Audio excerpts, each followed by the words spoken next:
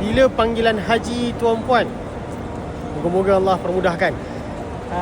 Belakang saya warna-warni jemaah, dari sudut baju, dari sudut vest, dari sudut kulit, dan itu menunjukkan hebatnya Islam. Allah sebut lita'arafu, moga kamu berkenal-kenalan antara satu sama lain. Tuan-puan yang nak datang haji, tuan-puan dah ada tarikh, tuan-puan dah ada waktu, tuan-puan dah ada panggilan. 2 tahun lagi, 3 tahun lagi, 5 tahun lagi, moga-moga ianya adalah suatu rezeki tuan-puan, insya-Allah taala. Dan tuan-puan, bila orang datang haji ni, satu benda yang penting adalah kesabaran. Sabar dalam keadaan orang terlalu ramai, jutaan orang yang berkumpul di satu tempat dalam satu masa, iaitu pada hari Arafah.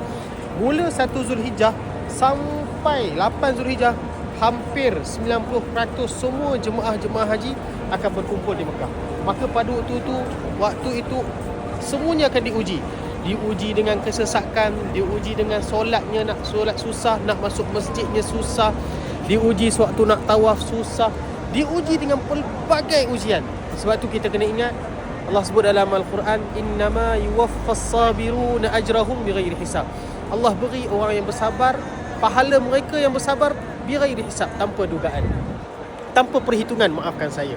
Jadi tuan-puan, bila kita datang haji, bila plan kita nak datang haji, kita dah ada tarikh, kita dah ada rezeki. Moga-moga ianya kita bersedia dengan sangat baik, insya-Allah taala. Saya berada di tepi Safa Hotel, sedang melihat orang keluar, orang masuk, dan itu adalah rezeki setiap daripada mereka yang datang haji, datang umrah dan sebagainya. Moga-moga rezeki tuan-puan juga pada satu hari nanti, insya-Allah taala. Kalau ada tarikh, kalau ada tahun bila, cuba komen bila tuan-puan punya panggilan nak ke tanah suci, insya-Allah taala. Moga-moga Allah murahkan rezeki, Allah permudahkan segala urusan. Assalamualaikum warahmatullahi wabarakatuh.